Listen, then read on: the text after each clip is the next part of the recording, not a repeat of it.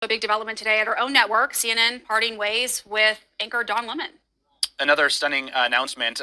This comes earlier today. This came actually in an email to CNN staffers from CEO Chris Licht over at CNN. I'll read you what he said in his email. He said, CNN and Don have parted ways. Don will forever be a part of the CNN family, and we thank him for his contributions over the past 17 years. And it goes on. But Don Lemon came out and he was more explicit. He said that the network had fired him, and then he really lashed out and said that he was hoping that someone in management would have had the decency to tell him directly about this firing. And CNN PR then put out a statement separately saying that what Don Lemon had said was not accurate, that Don Lemon did have the opportunity to meet with management. So there's a back and forth playing out over there at CNN in public as well.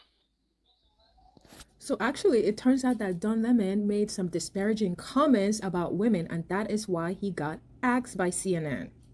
Russia here with the story. Good morning, Ariel. Good morning to you, George. Lemon had been with the network for nearly 2 decades and hosted his own primetime show for 8 years. He was on the air on Monday morning before tweeting the news of his firing, saying he was blindsided. This morning, Don Lemon's former co-workers speaking out about his departure from CNN. Don was a big part of the show over the last 6 months. He was one of the first anchors on CNN to have me on his show. That's something I'll obviously never forget. I agree with Chris. We wish him the best. The CNN This Morning anchor signing off his show Monday, just hours later tweeting, "I was informed this morning by my agent that I have been terminated by CNN." Adding, "I would have thought that someone in management would have had the decency to tell me directly.